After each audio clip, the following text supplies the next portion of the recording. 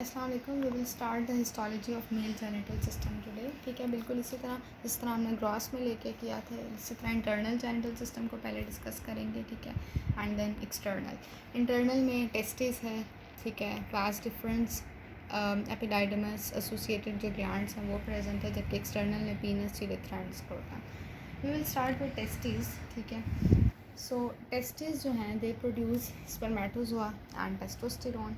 अब टेस्टिस का स्ट्रक्चर अगर हिस्टोलॉजिकली हम देखें तो टेस्टिस के गिर्द एक कैप्सूल होती है, thick fibrous capsule, and that is capsule is known as tunica albuginea.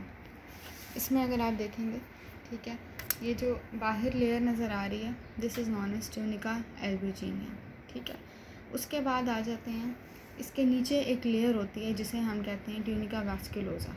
ठीक है, और ट्यूनिका वैस्कुलोसा इसलिए कहते हैं क्योंकि इसमें ब्लड वेसल्स होते हैं। अच्छा, अब ट्यूनिका एल्बुजिनिया जो मैंने आपको बताई जो बाहर प्रेजेंट होती है, यही लेयर जब पोस्टीरियरली जाती है तो ये बना देती है मीडियास्टिनम टेस्टिस।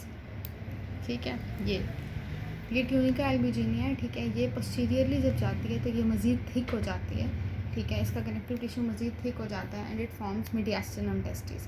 मीडियास्टिनम टेस्टिस के एक्सटर्नली ये कैप्सूल है और उसके इंटरनली जो है वो सेप्टा होते हैं। अभी मैं बताती हूँ वो कैसे बनते हैं। अच्छा, ये मीडियास्टिनम टेस्टिस हो गई। ठीक है, अब यहाँ से क्या होता है, मीडियास्टिनम टेस्टिस से कुछ सेप्टा एक्सटेंड करते हैं और वो सेप्टा ये सारे हैं। ठीक है, इनका क्या काम होता है, इन्होंने टेस्टिस को डिफरेंट लोब्यूल्स के अंदर डिवाइड करना होता है। ठीक हो गया। So first of all there is thick capsule of dense connective tissue, मैंने आपको बताया सबसे बाहर होती है, that is known as tunica albuginea.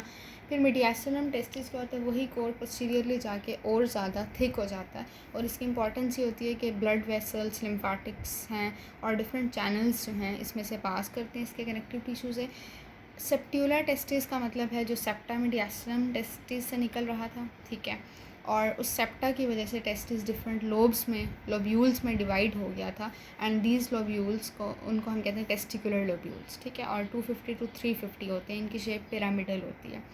अच्छा जी, ट्यूनिका वैस्कुलोसा मैंने आपको बता दिया कि बाहर डेंस कनेक्टिव टिश्यू की कैप्सूल ट्यूनिका एल्बुजिनिया है और उससे अंदर की तरफ जो लूज कनेक्टिव टिश्यू के लेयर है that is known as tunica vasculosa. ठीक है, ये अंदर की तरफ ट्यूनिका वैस्कुलोसा है जिसमें रेड रेड आपको डॉट्स नज़र आ रहे हैं। इसका मतलब है कि वैस्कुलोसा नाम से पता चल रहा है कि इसके अंदर ब्लड वेसल्स होंगे। ठीक है, तो ये स्ट्रक्चर है टेस्टिस का। अब इसके अंदर हमारे पास लोब्यूल्स के अंदर आ जाती हैं जी सेमिनिफेरस ट्यूब्यूल्स।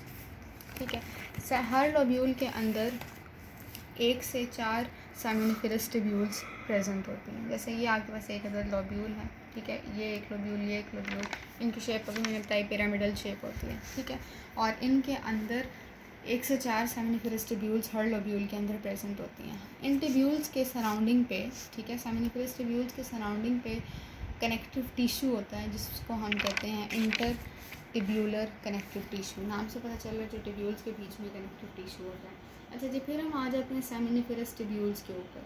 तो सेमिनिफेरस टिब्यूल्स का डायमीटर होता है 200 माइक्रोमीटर। ठीक है, 200 माइक्रोमीटर डायमीटर है, 50 सेंटीमीटर लेंथ है। सेमिनिफेरस टिब्यूल्स की ये प्रॉपर्टी है कि इनके 3 एंड्स होते हैं। ठीक है, या 3 पार्ट्स आप समझ लें। एक फ्री एंड होता है जहाँ से ये स्टार्ट होती है, फिर एक टॉर्टुअस लूप होता है, मतलब ये फ्री एंड है। ठीक है, आगे आके ये काफ़ी कॉन्वोलेटेड या टॉर्टुअस हो जाती है और अल्टीमेटली फिर स्ट्रेट बन जाती है। ठीक है, तो इसके 3 पार्ट्स होते हैं। अगर आप इधर देखें, ये इसका फ्री एंड है, फिर ये आगे टॉर्टुअस लूप इसने बना लिया और अल्टीमेटली ये आगे स्ट्रेट टिब्यूल बना देती है जो कि रेटी टेस्टिस से इसको कनेक्ट करती है। ठीक हो गया। अच्छा जी, अब ये जो स्ट्रेट टिब्यूल है इसका दूसरा नाम है ट्यूबुलस रेक्टस। ठीक, तो first of all there is free end, then there is tortuous end then there is tubulus rectus, जिन्हें हम स्ट्रेट टिब्यूल्स कह रहे हैं। ठीक हो गया।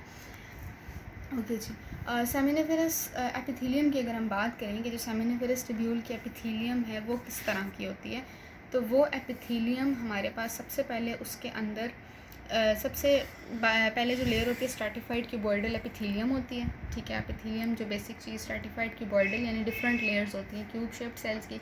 उसके बाहर होती है एक अदद बेसमेंट मेम्ब्रेन, फिर एक थिन लेयर होती है फाइब्रस कनेक्टिव टिश्यू की जिसके अंदर मायोइड सेल्स होते हैं। मायोइड सेल्स का क्या फंक्शन है, इनका ये फंक्शन है कि ये जब कॉन्ट्रैक्ट करते हैं तो ये स्पर्म्स को रिलीज़ कर देते हैं इनटू ट्यूबुलाई रेक्टाई, जहाँ से आगे वो रेटी टेस्टिस में और वास डिफरेंस में चला जाता है और अपना पूरा जो उसने पाथवे फॉलो कर। ठीक है, अच्छा जी, अब हम साथ साथ मैं आपको स्लाइड्स भी दिखाऊंगी इसकी, हर जो है पार्ट की दिखाऊंगी ताकि आपको थोड़ा सा आइडिया हो जाए। फॉर एग्ज़ाम्पल अगर हम ये वाली स्लाइड देखें, बायरेपिटाइड में से वो बाद में देखेंगे। अच्छा जी, सबसे पहले आपको जो कैप्सूल बताई थी ट्यूनिका एल्बुगिनिया, ये तो बाहर नज़र आ रही है, थिक सी कैप्सूल, ठीक। इसके अलावा मैंने कहा था पोस्टीरियरली, ये पोस्टीरियर साइड पोस्टीरियरली आके ये थिक हो गई थी और इसे हमने मीडियासिनम टेस्टिस कहा था, ठीक है, जो आगे डेटी टेस्टिस को कवर कर रही थी। उसके बाद हमने कहा था कि इधर से जी डिफरेंट सेप्टा निकल रहे हैं जो कि टेस्टिस को लोब्यूल्स में डिवाइड करें, ठीक है, तो ये लोब्यूलर टेस्टिस हो जाएगी। इसके अलावा अगर इस स्लाइड में देखें तो सबसे बाहर की जो कवरिंग है दैट इज़ ट्यूनिका एल्बुगिनिया, फिर ये एक सेमिनिफेरस ट्यूब्यूल है, ये एक सेमिनिफेरस ट्यूब्यूल है, ये एक सेमिनिफेरस ट्यूब्यूल है, ये इनकी अपनी अपनी एपिथेलियम, बेसमेंट मेम्ब्रेन और मायोइड सेल्स हैं, और इन ट्यूब्यूल्स के बीच में there is inter tubular connective tissue, जिसे हम इंटरस्टिशियल टिश्यू भी कहते हैं, और इस टिश्यू की इंपॉर्टेंस है कि इसमें इंटरस्टिशियल सेल्स होते हैं, उनका क्या स्ट्रक्चर होता है वो हम बाद में देखेंगे। अच्छा जी, इस स्लाइड को भी देख लेते हैं। दिस इज़ ट्यूनिका एल्बुगिनिया, वो टफ लेयर थी। उसके नीचे मैंने आपको बताया जी ब्लड वेसल्स प्रेजेंट होते हैं and that layer is known as tunica vasculosa. उस लेयर के बाद आ जाते हैं सेमिनिफेरस ट्यूब्यूल्स, ठीक है, तो ये इसकी हो गई स्लाइड्स। ये वाली भी देख लेते हैं हम एक बार।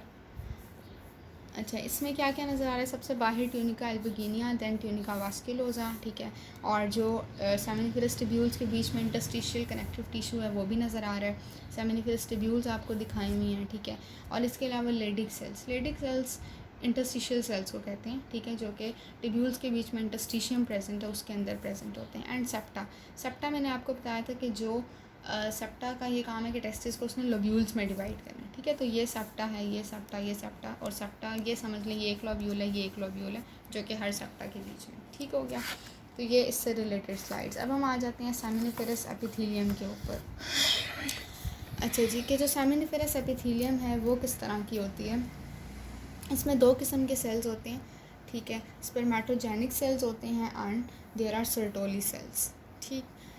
अच्छा, सबसे पहले स्पर्मेटोजेनिक सेल्स की हम बात करते हैं। सर्टोली सेल्स के बीच में होते हैं, इनके डिफरेंट लेयर्स होती हैं और बेसल लामिना और ल्यूमिन के बीच में होते हैं। यहाँ पे देखेंगे ये जो हमें ये जो बड़े बड़े ग्रे कलर के नज़र आ रहे हैं ना, ये सर्टोली सेल्स हैं, ठीक है। हमारे पास सेमिनिफेरस एपिथेलियम है ये पूरी, ठीक है, और इस एपिथेलियम में दो किस्म के सेल्स होते हैं, सर्टोली सेल्स होते हैं और सेमिनिफेरस स्पर्मेटोजेनिक सेल्स होते हैं। ये स्पर्मेटोजेनिक सेल्स हैं, ठीक है, जिन्होंने फर्दर सारी मेचोरेशन करके इन्होंने फर्दर स्पर्म्स प्रोड्यूस करने हैं जो कि ल्यूमिन में वो भेज देंगे। बाकी जो नज़र आ रहा है आपको सर्टोली सेल्स के, ये सर्टोली सेल्स ग्रे वाले हो गए, इनके बीच बीच में ये स्पर्मेटोजेनिक सेल्स हैं, ठीक है। तो स्पर्मेटोजेनिक सेल्स के मैं फीचर ये बता रही हूँ कि वो सर्टोली सेल्स के बीच में होते हैं, ठीक है, और जो बाहर ब्लू कलर की आपको बेसल लैमिना नज़र आ रही है और ल्यूमिन, बेसल लैमिना और ल्यूमिन के बीच में ये सेल्स प्रेजेंट होते हैं, ठीक है।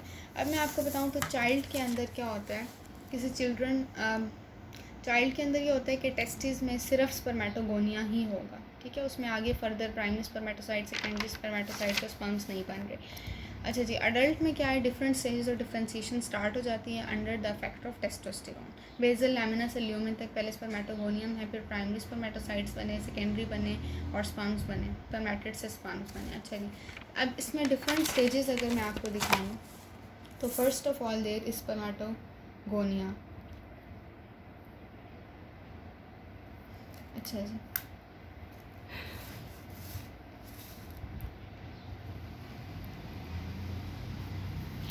यहाँ पे देखेंगे ये स्पर्मेटोगोनियम है, ठीक है, उसके बाद बन जाएगा प्राइमरी स्पर्मेटोसाइट, फिर बन जाएंगे सेकेंडरी स्पर्मेटोसाइट, सेकेंडरी स्पर्मेटोसाइट से स्पर्मेटिड्स बनेंगे और उनसे स्पर्म्स बन जाएंगे, ठीक है। सबसे पहले स्पर्मेटोगोनियम, उनके अंदर माइटोसिस और डिफ्रेंसिएशन होती है जिसके नतीजे में प्राइमरी स्पर्मेटोसाइट्स बन जाते हैं।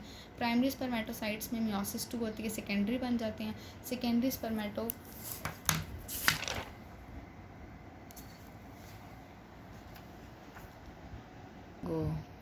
ओके जी, स्पर्मेटोगोनिया ये पेरिफेरल पार्ट में होते हैं सेमिनिफेरस ट्यूब्यूल के, ठीक है, और ये सफेरिकल सेल्स होते हैं, इनके सेंटर में बिल्कुल राउंडेड न्यूक्लियस प्रेजेंट होता है। स्पर्मेटोगोनिया में कौन कौन से सेल्स होते हैं?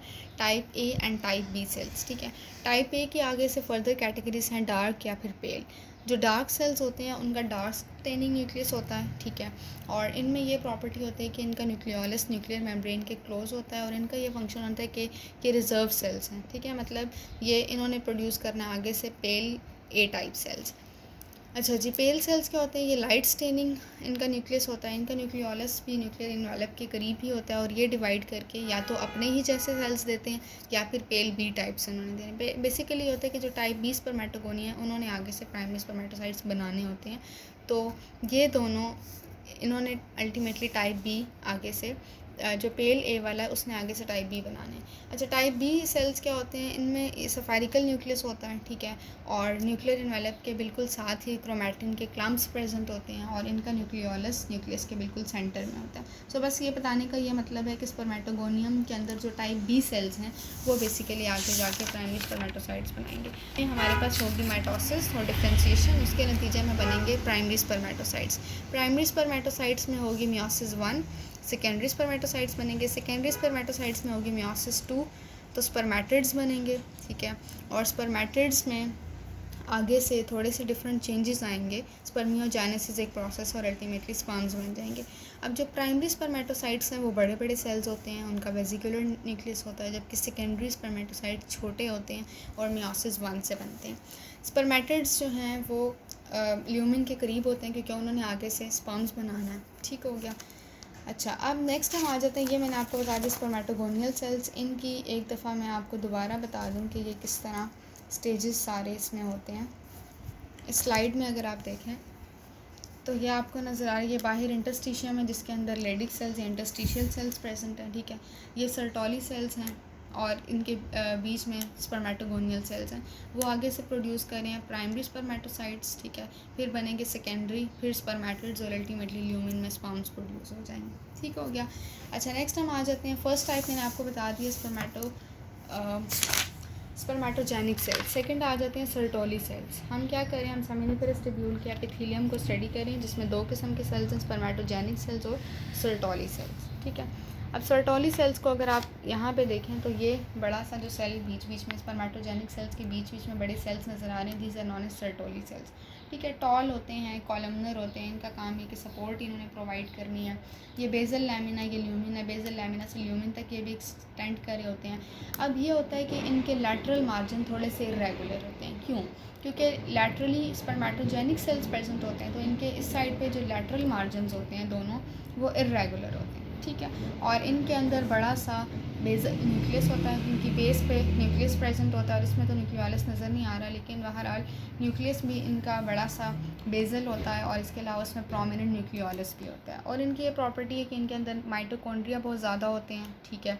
इसके अलावा ये होता है कि इनमें Golgi operators, smooth endoplasmic reticulum, rough endoplasmic reticulum, lysosomes, ये सारे ज़्यादा होते हैं। अब एक और इनके फीचर ये होता है कि इनकी जो ल्यूमिनल सरफेस होता है ना, ल्यूमिनल सरफेस उस पर होता है ग्रूव। ये ल्यूमिनल सरफेस है सर्टोली सेल्स की, ठीक है।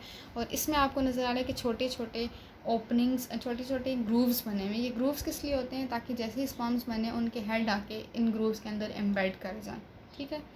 तो ये इनके एपिकल सरफेस पे यानी कि इनकी ल्यूमिनल सरफेस पे ग्रूव्स प्रेजेंट होते हैं।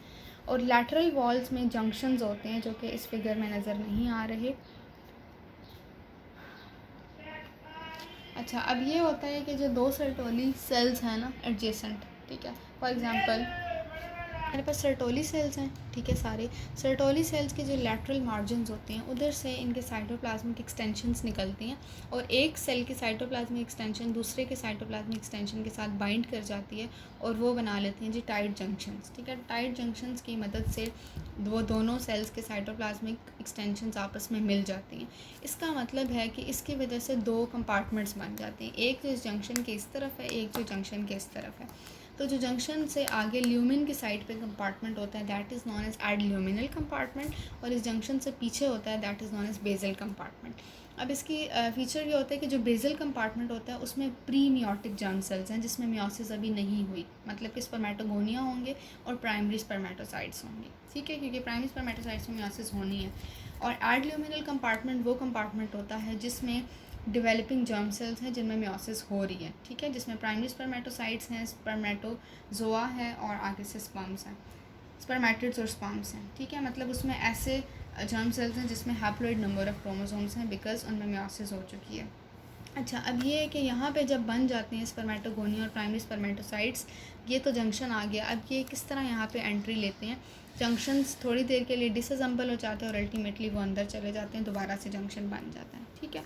तो इन कंपार्टमेंट्स की वजह से there is a barrier which is known as blood testis barrier, ठीक है। अब ये ब्लड टेस्टिस बैरियर क्या चीज़ है? अच्छा, ये आपको बता दिया सर्टोली सेल्स के बीच में जंक्शंस थे, ठीक है। और यहाँ पे स्पर्मेटोगोनिया और प्राइमरी स्पर्मेटोसाइट्स हैं, आगे सेकेंडरी हैं स्पर्मेटिड्स और स्पर्म्स यहाँ पे बन रहे हैं, ठीक है। अब मैंने कहा कि इन सर्टोली सेल्स के बीच में जंक्शन बन गया। जब जंक्शन बन गया तो इसका मतलब है कि जो इंटरटिब्यूलर कनेक्टिव टिश्यू है बाहर और जो एडल्यूमिनल कंपार्टमेंट है, उन दोनों के बीच में एक अदद बैरियर बन गया, ठीक है। तो इसका मतलब है कि ब्लड सिर्फ उस कंपार्टमेंट में आ रहा है जो बेजल कंपार्टमेंट है उसके अंदर आ रहा है। तो जो एडल्यूमिनल कंपार्टमेंट में जर्म सेल्स की मैच्योरेशन हो रही है, वो जर्म सेल्स न्यूट्रिशन कहाँ से लेंगे? वो सर्टोली सेल से न्यूट्रिशन लेते हैं, ठीक है। अब ब्लड टेस्टिस बैरियर के अगर मैं आपको फंक्शंस बताऊँ तो एक इसका काम ये होता है कि जो एंटीजेनिक सब्सटेंस, बेसिकली जो जर्म सेल मैच्योरेशन हो रही होती है उधर से डिफरेंट एंटीजेनिक सब्सटेंसेस रिलीज़ होते हैं, जो अगर ब्लड में एंटर हो जाएँ तो वो ऑटो इम्यून रिस्पॉन्स प्रोड्यूस कर देते हैं। इस वजह से क्या होता है कि ये उनको प्रिवेंट करेगा। ज़ाहिर बात है बैरियर है तो ब्लड उस बैरियर को क्रॉस नहीं कर सकता क्योंकि जंक्शन बना हुआ है, तो इसकी वजह से ऑटो इम्यून रिस्पॉन्स भी ख़त्म हो जाता है। दूसरा काम इसका ये कि अगर ब्लड बॉन्ड कोई टॉक्सिन्स हैं, ब्लड में कोई ऐसे टॉक्सिन्स हैं जो एडल्यूमिनल कंपार्टमेंट में आके जर्म सेल्स को डिस्ट्रॉय कर सकते हैं, तो वो टॉक्सिन्स भी यहाँ पे नहीं आ सकते, ठीक है। ब्लड इस कंपार्टमेंट के अंदर नहीं आ सकता। नेक्स्ट हम आ जाते हैं जो function of Sertoli cells. Sertoli cells के क्या फंक्शंस है? सपोर्ट एंड न्यूट्रिशन प्रोवाइड कर रहे हैं, ठीक है। अभी मैंने बताया क्योंकि एडल्यूमिनल कंपार्टमेंट के अंदर ब्लड नहीं आ रहा due to blood testis barrier, तो इनको न्यूट्रिशन सर्टोली सेल्स प्रोवाइड करते हैं। Next is protection of the germ cells, उनको भी प्रोटेक्ट करें कि अगर ब्लड में कोई टॉक्सिन है वो भी नहीं अंदर आ सकता। सिक्रीटरी फंक्शन, क्या क्या चीज़ें सिक्रीट करते हैं? टेस्टिकुलर फ्लूइड सिक्रीट करते हैं, ये प्लाज्मा लाइक होता है, मतलब इनका जो आयनिक बैलेंस है, आयनिक कॉन्टेंट है वो बिल्कुल प्लाज्मा जैसा होता है टेस्टिकुलर फ्लूइड का, और ये मीडियम प्रोवाइड करते हैं for spermatozoa. Androgen binding protein, ठीक है।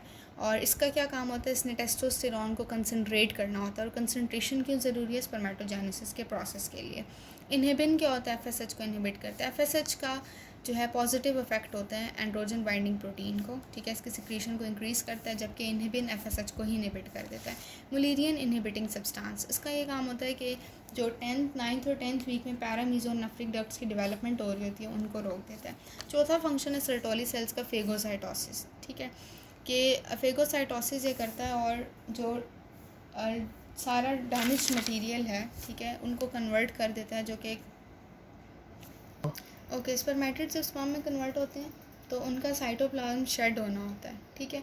और उस शेडिंग के दौरान जो भी मटेरियल रिलीज़ होता है उसको लाइसोसोम्स जो प्रेजेंट हैं सर्टोली सेल्स के, लाइसोसोम्स वो इनके फेगोसाइटोसिस करके उनको रेजिडुअल बॉडीज़ में कन्वर्ट कर देते हैं, ठीक है। नेक्स्ट हमने स्टार्ट करना है विद स्पर्मेटोजोआ।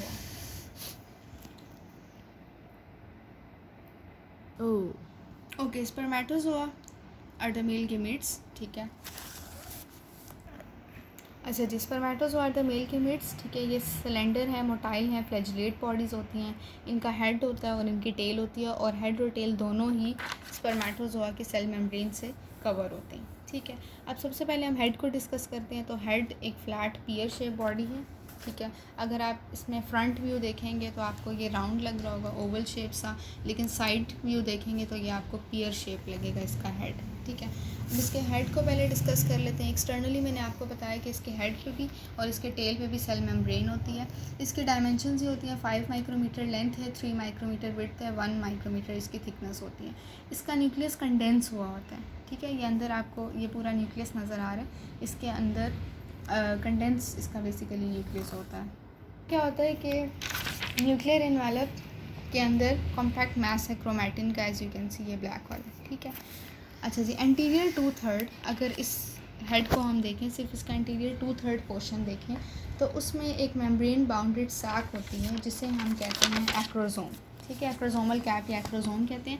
और इसका फीचर ये होता है कि इसके अंदर one go. Okay, this lining, yellow lining जो आपको नज़र आ रही है, ये एक्रोसोम है। एक्रोसोम की क्या इंपॉर्टेंस है कि इसके अंदर ऐसे एंजाइम्स होते हैं जो कि स्पर्म्स को की एंट्री में हेल्प करते हैं। And these enzymes are hyaluronidase, neuraminidase, acid phosphatase, acrosin. ठीक है, इनका यही फंक्शन है कि कोरोना रेडिएटा और जोना पैलिसिडा को पेनिट्रेट करने में ये हेल्प करते हैं। ओके जी, उसके बाद आ जाएगा tail of spermatozoa. Tail of spermatozoa के 4 पोर्शंस होते हैं। ठीक है, सबसे पहले होती है नेक। नेक के बाद आ जाता है इसका, ये नेक है, ये मिडल पीस, ये principal piece and this is end piece. अब एक एक को हम डिटेल में स्टडी करेंगे। ठीक है, सबसे पहले आ जाते हैं हम, और कोर स्ट्रक्चर क्या है टेल का, मतलब टेल के पूरे में जो स्ट्रक्चर है वो एक्सोनीम अरेंजमेंट है। एक्सोनीम अरेंजमेंट क्या होती है, 2 सेंट्रल माइक्रोट्यूब्यूल्स होते हैं और सराउंडिंग पे पेरिफ्री में 9 डबलेट्स होते हैं। ठीक है, अब नेक से हम स्टार्ट करते हैं। सबसे पहले नेक की ये इंपॉर्टेंस है कि इसमें सेंट्रियोल्स प्रेजेंट होते हैं। ठीक है, कोर्स फाइबर्स यानी जो एक्सेसरी फाइबर्स हैं वो नेक से स्टार्ट होते हैं और एक्सोनीम अरेंजमेंट भी इधर से स्टार्ट हो रहा है। अच्छा जी, मिडल पीस की हम बात करेंगे तो मिडल पीस में सबसे सेंट्रल में प्रेजेंट होता है एक्सोनीम। ठीक है, वो जो सारा अरेंजमेंट मैंने आपको बताया, उसके बाहर प्रेजेंट होते हैं कोर्स फाइबर्स या डेंस फाइबर्स। ठीक है, 9 लॉन्गिट्यूडनली अरेंज डेंस फाइबर्स होते हैं। उसके बाहर हेलिकली अरेंज माइटोकॉन्ड्रिया होता है और उसके बाहर प्लाज्मा मेम्ब्रेन। ठीक है, अब मिडल पीस की एक और फीचर है, उसमें एन्यूलस होता है। यहाँ पे एंड पे एन्यूलस एक रिंग लाइक स्ट्रक्चर होता है। ठीक है, जो इसको सपोर्ट कर रहा होता है और बेसिकली इसने इस स्ट्रक्चर को स्टिफ करके रखा हुआ है कि माइटोकॉन्ड्रिया क्योंकि इसके अंदर प्रेजेंट है और जिसने एटीपी प्रोवाइड करी है। माइटोकॉन्ड्रिया जब बहुत ज़्यादा मूवमेंट होती है टेल की, तो उस दौरान माइटोकॉन्ड्रिया डिस्प्लेस ना कर जाए, मतलब यहाँ से निकल के अगले पोर्शन में ना चला जाए, तो इसलिए यहाँ पे एक रिंग लाइक स्ट्रक्चर प्रेजेंट होता है and that is known as annulus. ठीक हो गया, so we have done with middle piece. अब आ जाते हैं प्रिंसिपल पीस से। प्रिंसिपल पीस को अगर आप देखें तो this is the longest segment of the tail. ठीक है, लेकिन ये मिडल पीस की निस्बत थोड़ा सा नैरो होता है। अब इसका क्या अरेंजमेंट में, इसमें सेंट्रल में सबसे पहले एक्सोनीम। ठीक है, उसके बाहर लॉन्गिट्यूडनल फाइबर्स होते हैं 7 लॉन्गिट्यूडनल, उसमें 9 लॉन्गिट्यूडनल फाइबर्स थे, इसमें 7 होते हैं और उसके बाहर होते हैं सर्कमफरेंशियल फाइबर्स।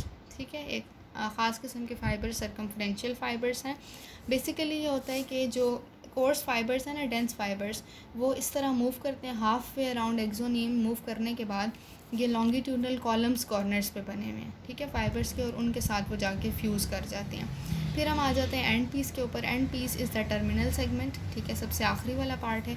इसमें सिर्फ अंदर एक्सोनीम होगा और बाहर प्लाज्मा मेम्ब्रेन, इसमें कोई फाइबर्स प्रेजेंट नहीं होंगे। ठीक हो गया, तो ये हमने टेल का स्ट्रक्चर कर लिया।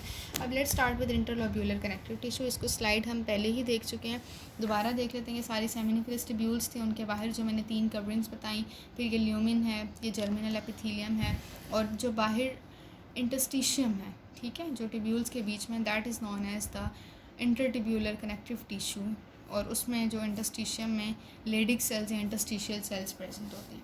ठीक हो गया, सो इंटरटिब्यूलर कनेक्टिव टिश्यू, इसका ये काम होता है सेमिनिफरस ट्यूब्यूल्स के बीच में स्पेस को कवर कर रहा है। ठीक है, और इसमें क्या क्या चीज़ें होती हैं, कोलेजन फाइबर्स हैं, इसमें लिम्फ वेसल्स हैं, इसमें ब्लड वेसल्स हैं, इसमें नर्व्स हैं, fibroblast, macrophages, mast cells, interstitial cells, ये सारे प्रेजेंट है। Most important is interstitial cells because they have to produce testosterone. ठीक हो गया, अच्छा अब इसका स्ट्रक्चर देख लेते हैं, हिस्टोलॉजिकली कैसा स्ट्रक्चर होता है। इंटरस्टिशियल सेल्स जो होते हैं बड़े बड़े होते हैं, ओवॉइड सेल्स होते हैं एंड स्मॉल ग्रुप्स की फॉर्म में अरेंज होते हैं। ठीक है, इनके साथ ही एसोसिएटेड ब्लड कैपिलरीज प्रेजेंट होती हैं। इनमें सेंट्रल डार्क न्यूक्लियस होता है और साइटोप्लाज्म इनका एसिडिक स्टेन करता है। फिर इसमें ये होता है कि इसमें लिपिड ड्रॉपलेट्स प्रेजेंट होते हैं और हिस्टोलॉजिकल प्रोसीजर्स में जब लिपिड डिज़ोल्व हो जाता है तो उनके साइटोप्लाज्म में वैक्यूलेटेड सी अपीयरेंस आती है। ठीक, और ये रिजेंबल करते हैं with the steroid producing sales, क्योंकि इनके अंदर फैट ड्रॉपलेट्स होते हैं। ठीक, इनके अंदर स्मूथ एंडोप्लाज्मिक रेटिकुलम होता है, ज़्यादा माइटोकॉन्ड्रिया है, गोल्जी ऑपरेटस है, और टेस्टोस्टेरॉन की ये इंपॉर्टेंट बात है कि ये प्रोड्यूस करते हैं लेकिन ये टेस्टोस्टेरॉन को स्टोर नहीं करते। ठीक है, जैसे जब चाहिए होता है ये सिंथेसाइज करते हैं, फ़ौरन रिलीज़ हो जाता है। इसका मतलब ये है कि जब इन्होंने स्टोर ही नहीं करना टेस्टोस्टेरॉन को तो इनके पास किसी किस्म के सेक्रेटरी वेसिकल्स प्रेजेंट नहीं होंगे। ठीक है, तो टेस्टोस्टेरॉन जैसे ही बनता है फ़ौरन रिलीज़ हो जाता है। This is the end of testis. Thank you.